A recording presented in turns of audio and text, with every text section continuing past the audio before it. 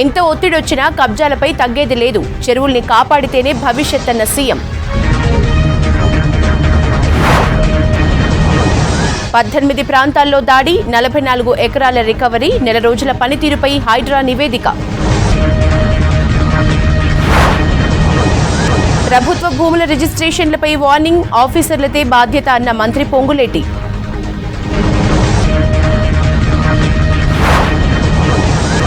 కబ్జాలన్నీ కూలగొట్టాల్సిందే అన్న నేతలు, హైడ్రాకు చట్టబద్ధత లేదన్న అసదుద్దీన్.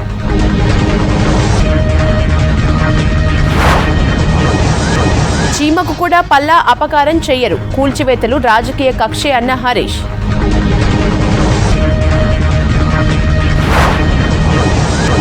హైడ్రాతో హైడ్రామా చేస్తున్నారన్న ఏలేటి, లోకల్ ఎన్నికలు పెట్టాలన్న రఘునందన్.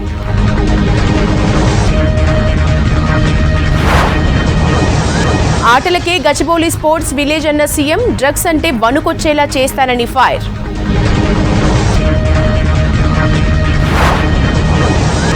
రాష్ట్రానికి మరో 5 రోజుల పాటు వర్షాలు, ఉత్తర తెలంగాణలో ఉరుములతో వాన.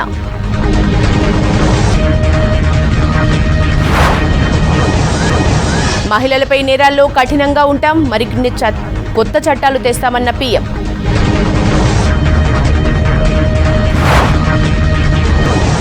యూ అంటే యూనిఫైడ్ కాదు, యూటర్న్. సిపిఎస్ పై కేంద్రం తగ్గటంతో ఖర్గే సెటైర్స్.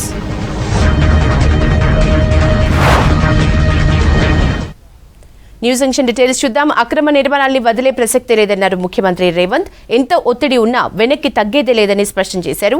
సిటీలో అంతర్జాతీయ క్రీడలు నిర్వహిస్తామన్నారు. వరంగల్లో ఇచ్చిన మాట ప్రకారం 2 లక్షల రుణమాఫీ చేసి చూపించామన్నారు. డ్రగ్స్ విషయంలోనూ కఠినంగా ఉంటామన్నారు సీఎం రేవంత్.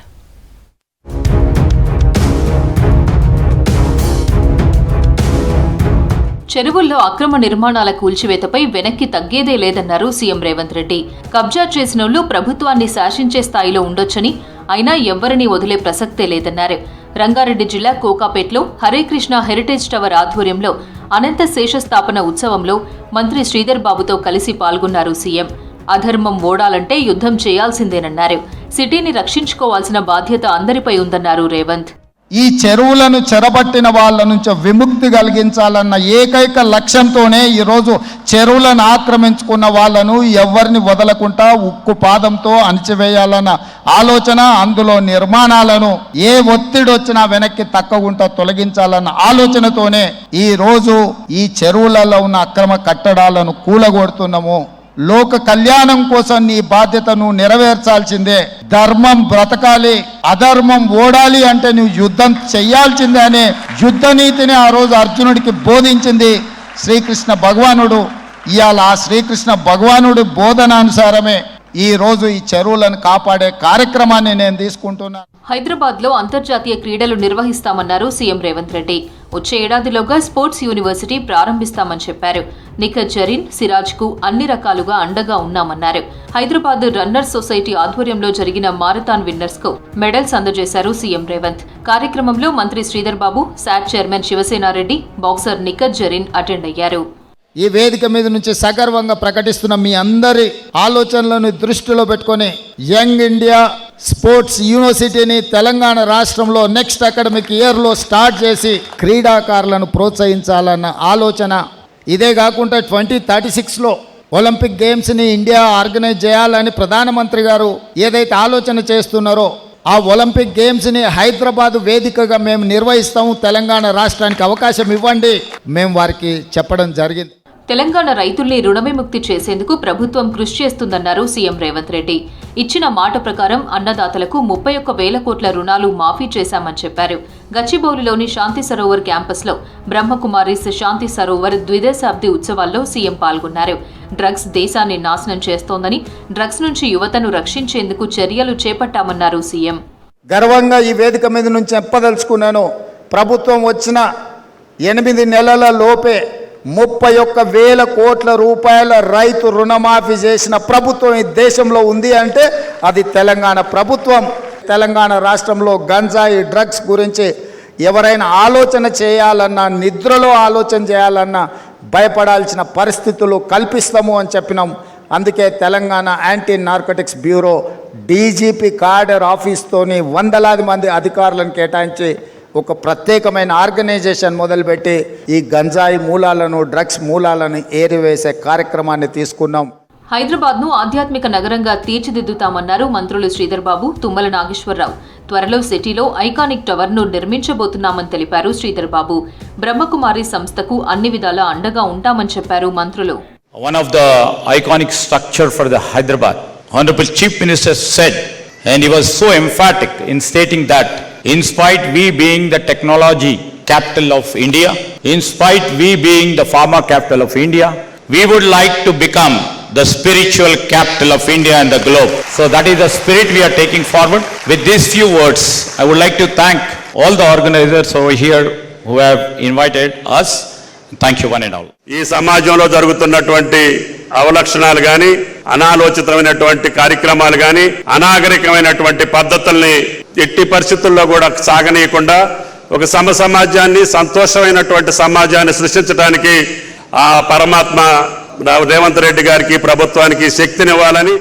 ఉదయం నుంచి వరుస కార్యక్రమాలలో పాల్గొన్నారు ముఖ్యమంత్రి రేవంత్ రెడ్డి. చెరువుల ఆక్రమణలు, డ్రగ్స్ విషయంలో కఠినంగా ఉంటామని తేల్చి చెప్పారు. కూల్చివేతలపై ప్రభుత్వానికి రిపోర్ట్ ఇచ్చింది హైడ్రా. 18 ప్రాంతాల్లో దాదాపు 44 ఎకరాల ల్యాండ్ని రికవరీ చేసినట్లు తెలిపింది. కబ్జాదారుల నుంచి మొత్తం 43.94 ఎకరాల ప్రభుత్వ స్థలాన్ని స్వాధీనం చేసుకున్నట్లు ప్రభుత్వానికి నివేదిక ఇచ్చింది. ఎక్కడెక్కడ ఎవరెవరి అక్రమ భవనాలు కూల్చిందో వివరంగా రిపోర్టులో తెలిపింది.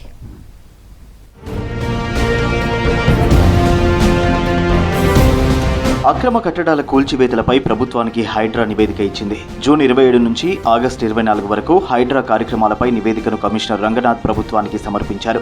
ఇప్పటి వరకు 18 ప్రాంతాల్లో 166 అక్రమ నిర్మాణాలను కూల్చివేసినట్టు హైడ్రా రిపోర్ట్ ఇచ్చింది. చెరువుల FTL బఫర్ జోన్లతో పాటు పార్క్ స్థలాలను ఆక్రమించి నిర్మాణాలు చేపట్టిన వారిలో పలువురు రాజకీయ, సినీ, క్రీడా ప్రముఖులు ఉన్నట్లు హైడ్రా ప్రభుత్వానికి రిపోర్ట్ అందజేసింది.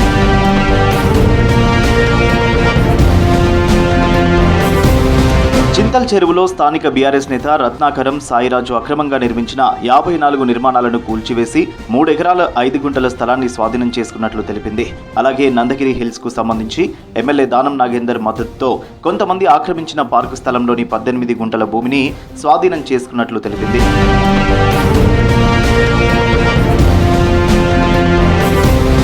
ఇటు Bahadurpura MIM MLA Mohammed Mubeen, MIM MLC Mirza Rahmat Baig రాజేంద్రనగర్లోని బొమ్మురావుకు దౌలా చెరువులో అక్రమంగా నిర్మించిన 2 5-అంతస్తుల భవనాలు, 1 2-అంతస్తుల బిల్డింగ్తో పాటు మరో భవనాన్ని కూల్చివేశామని స్పష్టం చేసింది.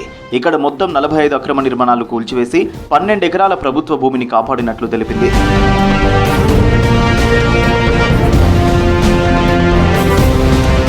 గండిపేట FTL పరిధిలోని ఖానాపూర్, చిలుకూరు దగ్గర కాంగ్రెస్ నేత పల్లం రాజు సోదరుడు పల్లం ఆనంద్, కావేరీ సీడ్స్ యజమాని జీవి భాస్కర్ రావు, మంతని సెగ్మెంట్ నుంచి బీజేపీ ఎమ్మెల్యేగా పోటీ చేసిన సునీల్ రెడ్డి, ప్రో కబడ్డీ యజమాని అనుపమ అక్రమంగా నిర్మించిన 8 భవనాలు, 14 తాత్కాలిక షెడ్లు, 4 ప్రహారీలను కూల్చివేసినట్లు వివరించింది. ఖానాపూర్, చిలుకూరు దగ్గర గండిపేట FTLలోని 14 ఎకరాల 80 గుంటల స్థలాన్ని స్వాధీనం చేసుకున్నట్లు పేర్కొంది.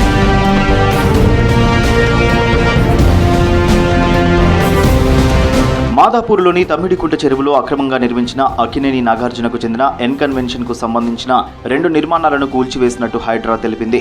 ఇక్కడ 4 ఎకరాల 9 గుంటల భూమి స్వాధీనం చేసుకున్నట్లు ప్రభుత్వానికి ఇచ్చిన నివేదికలో హైడ్రా తెలిపింది. ఫిలిం నగర్ హౌసింగ్ సొసైటీ ప్రాంతంలో పార్కు స్థలాన్ని ఆక్రమించి నిర్మించిన నిర్మాణాన్ని కూల్చివేసి 16 గుంటలు స్వాధీనం చేసుకున్నామని తెలిపింది.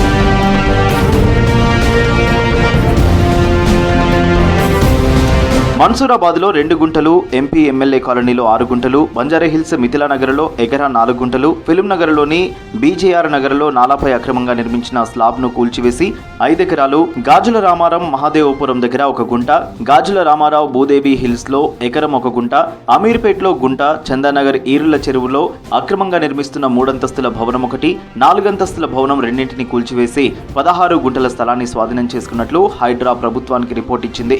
బాచుపల్లి ఎర్రకుంటలో 29 గుంటలు, బోడుపల్ రెవెన్యూ భూమిలో 3 గుంటలు స్వాధీనం చేసుకున్నట్లు హైడ్రా కమిషనర్ రంగనాథ్ ప్రభుత్వానికి నివేదిక సమర్పించారు.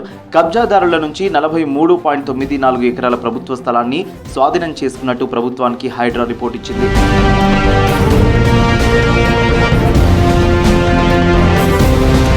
మణికొండలోని చిత్రపురి కాలనీలో నిర్మించిన 225 విల్లాలకు నిర్మాణ అనుమతులు లేవంటూ మున్సిపల్ కమిషనర్ నోటీసులు జారీ చేశారు. మరోవైపు కబ్జాలపై హైడ్రాకు వరుస ఫిర్యాదులు వస్తున్నాయి. శంషాబాద్లో కబ్జాలకు గురైన కాముని చెరువు, ఫిరంగినాల, పాలమాకుల పెద్ద చెరువుపై హైడ్రా కమిషనర్కు ఫిర్యాదు చేశారు కాంగ్రెస్ నేత జలపల్లి నరేందర్. ఇప్పటికైనా కబ్జాలపై కఠిన చర్యలు తీసుకోవాలని జనం కోరుతున్నారు. హైడ్రా పేరుతో హైడ్రామా చేస్తున్నారని ఫైర్ అయ్యారు బీఆర్ఎస్ నేతలు. అయితే ఆక్రమణలు తొలగించటమే హైడ్రా లక్ష్యమని కౌంటర్ ఇచ్చారు అధికార పార్టీ నేతలు. మరోవైపు హైడ్రా చర్యల్ని సమర్థిస్తూనే సామాన్యులు వేధించవద్దన్నారు వామపక్ష నేతలు. ఇంకోవైపు హైడ్రాకు మద్దతు పెరుగుతోంది. ఆక్రమణలు తొలగించాలని డిమాండ్ చేస్తున్నారు జనం.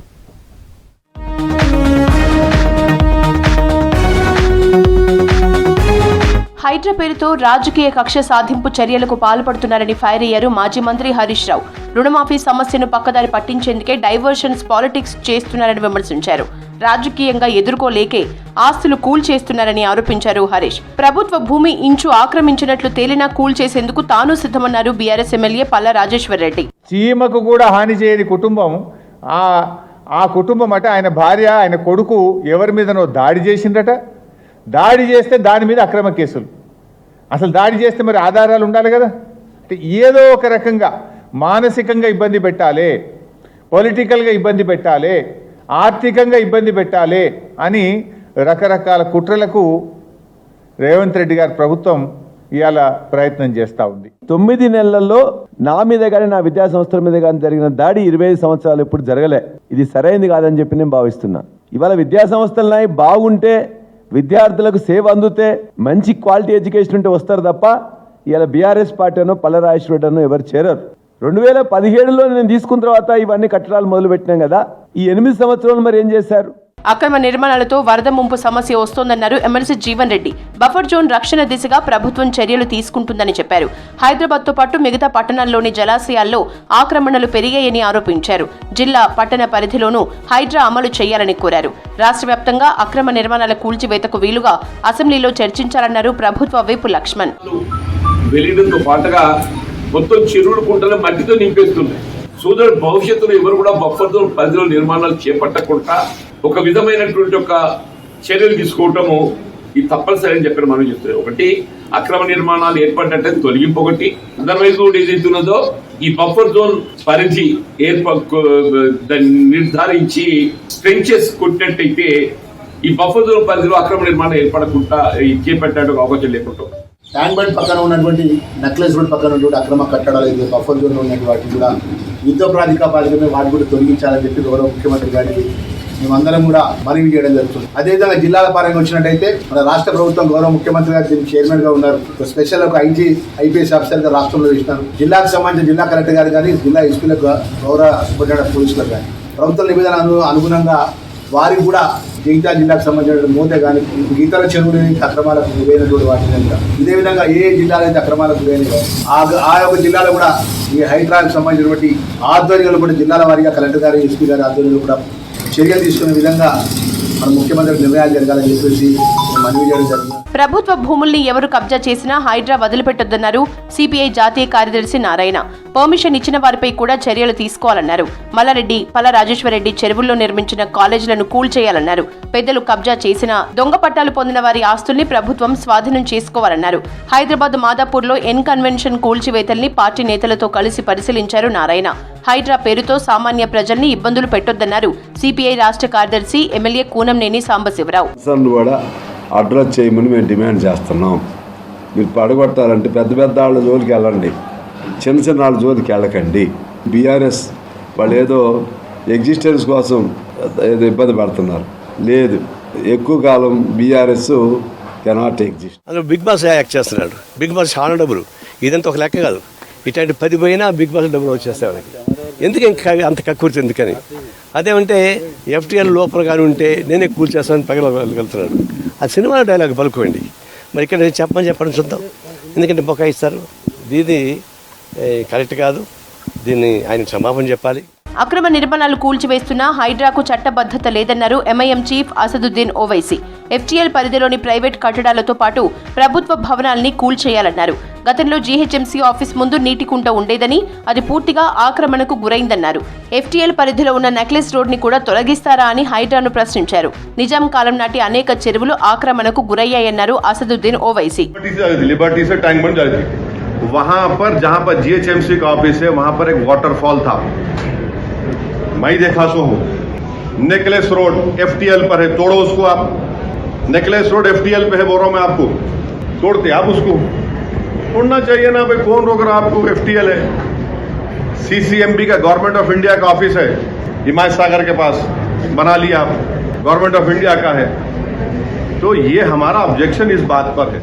అక్రమ కట్టడాలను కూల్చేస్తున్న హైడ్రాకు రోజురోజుకు మద్దతు పెరుగుతోంది. రంగారెడ్డి జిల్లా గండిపేటలో అక్రమ కట్టడాలను కూల్చాలని గండిపేట వెల్ఫేర్ సొసైటీ ఆధ్వర్యంలో సేవ్ లేక్స్ పేరుతో ర్యాలీ నిర్వహించారు స్థానికులు. ప్రజలకు క్లీన్ వాటర్ అందించాలని నినాదాలు చేశారు. కార్యక్రమంలో భారీగా విద్యార్థులు పాల్గొన్నారు.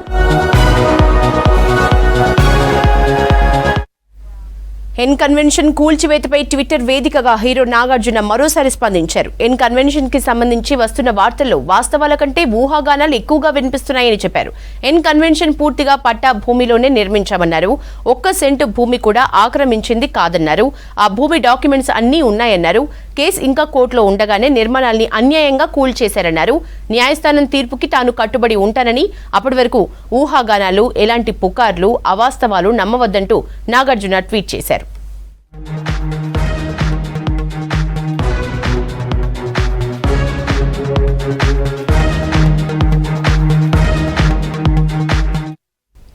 మహిళలపై వేధింపులకు పాల్పడే వారిని కఠినంగా శిక్షిస్తామన్నారు ప్రధాని మోదీ. మహారాష్ట్రలో లఖ్పతి దీదీ సమ్మేళనంలో పాల్గొన్నారు. స్వయం సహాయక సంఘాలకు ఎన్డీఏ సర్కార్ అండగా ఉంటుందన్నారు. న్యాయ వ్యవస్థలోని చట్టాలు ప్రజలకు సులభంగా అర్థమయ్యేలా ఉండాలన్నారు.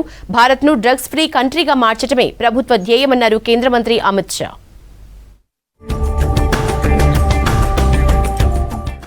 దేశంలో మహిళలపై దాడులు పెరగటం బాధాకరమన్నారు ప్రధాని నరేంద్ర మోదీ. లైంగిక వేధింపులకు పాల్పడే వారిని కఠినంగా శిక్షిస్తామన్నారు.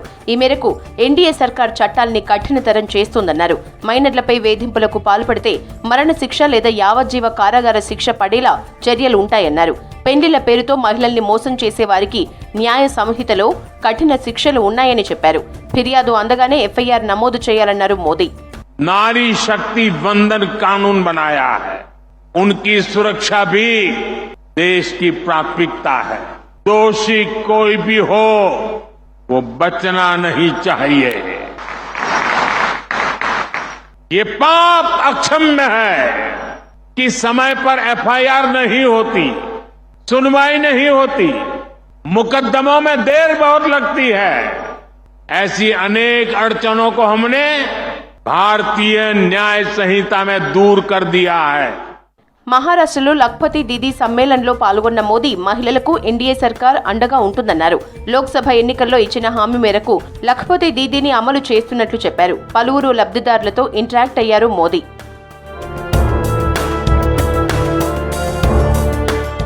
న్యాయ వ్యవస్థలోని చట్టాలు ప్రజలకు అర్థమయ్యేలా ఉండాలన్నారు ప్రధాని మోదీ. దీనిలో భాగంగానే ఇండియన్ పీనల్ కోడ్ స్థానంలో భారతీయ న్యాయ సంహిత తెచ్చామన్నారు. జోధ్పూర్లో నిర్వహించిన రాజస్థాన్ హైకోర్టు ప్లాటినం జూబ్లీ వేడుకల్లో పాల్గొన్నారు. భారతీయ న్యాయ సంహిత వలసవాద ఆలోచనల నుంచి దేశానికి విముక్తి కల్పిస్తుందన్నారు మోదీ. ये हम सबकी सामूहिक जिम्मेदारी है कि हम न्याय को ज्यादा से ज्यादा सरल और स्पष्ट बनाएं. और मुझे संतोष है कि देश ने इस दिशा में कई ऐतिहासिक और निर्णायक कदम उठाए हैं.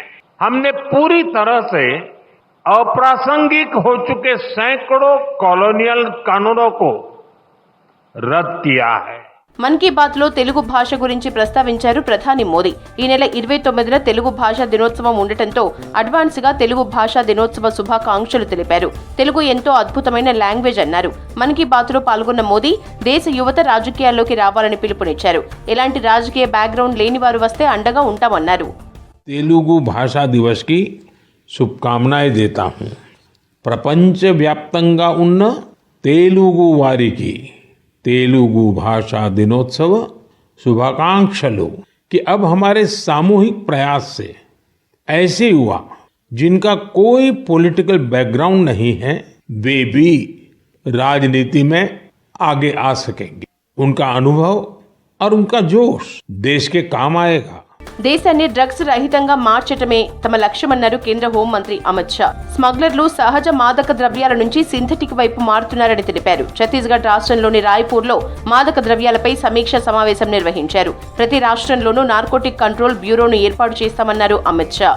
तो हम सब की जिम्मेदारी बनती है कि जीरो टॉलरेंस की वृत्ति के साथ हम देश को नारकोटिक्स फ्री बनाए, नशा मुक्त बनाए और प्रधानमंत्री जी का जो संकल्प है उसको चरितार्थ करें. లోక్ జనశక్తి పార్టీ రామ్ విలాస్ చీఫ్ గా తిరిగి ఎన్నికయ్యారు కేంద్ర మంత్రి చిరాగ్ పాశ్వాన్. 5 ఏళ్ల పాటు ఆ పదవిలో కొనసాగనున్నారు. దేశవ్యాప్తంగా ఉన్న ఎల్జేపీ నేతలు ఆయన్ను ఏకగ్రీవంగా ఎన్నుకున్నారు. దేశంలో ప్రస్తుతం యూటర్న్ సర్కార్ పనిచేస్తున్నారు ఏఐసీసీ ప్రెసిడెంట్ మల్లికార్జున ఖర్గే. కేంద్రంలో మూడోసారి ఎన్డీఏ సర్కార్ ఏర్పాటయ్యాక ప్రతి అంశంపై యూటర్న్ తీసుకుంటుందని ఎద్దేవా చేశారు. మోదీ సర్కారుకు కులగణన చేపట్టే ఉద్దేశం లేదన్నారు ఎల్ఓపీ నేత రాహుల్ గాంధీ. ఈ ప్రధాని కాకపోతే 5 ఏళ్ల తర్వాత వచ్చే ప్రధాని కులగణన చేపడతారన్నారు. మరోవైపు జమ్మూ కాశ్మీర్, హర్యానాలో జోరుగా ఎన్నికల ప్రచారం కొనసాగుతోంది.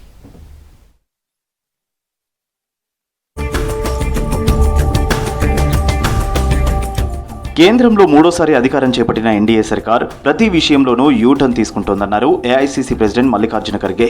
యూనిఫైడ్ పెన్షన్ స్కీమ్పై వెనక్కి తగ్గడాన్ని ఉద్దేశిస్తూ యూ అంటే యూటర్న్ సర్కార్ అంటూ ఎద్దేవా చేశారు. బ్రాడ్కాస్ట్ బిల్లు, లేటరర్ ఎంట్రీని వెనక్కి తీసుకోవడం, వక్ఫ్ బిల్లును జేపీసీకి పంపడాన్ని ఉదాహరణగా చెప్పారు. మోదీ సర్కార్ ప్రతి విషయంలోనూ యూటర్న్ తీసుకుంటుందన్నారు. లోక్సభ ఎన్నికల్లో బీజేపీకి ప్రజలు సరైన గుణపాఠం చెప్పారంటూ ట్వీట్ చేశారు ఖర్గే.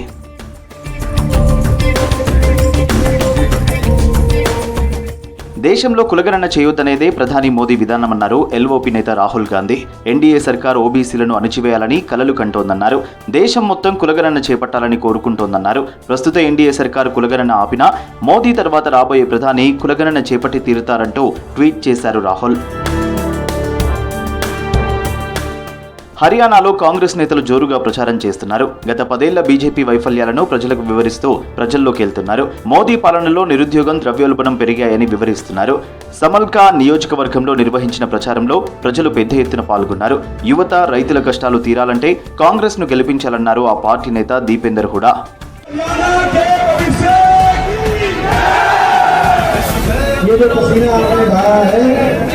मैं आपको बधाई भी देता हूँ और विश्वास दिलाता हूँ ये पसीना रंग लेकर आएगा हरियाणा में आपकी सरकार।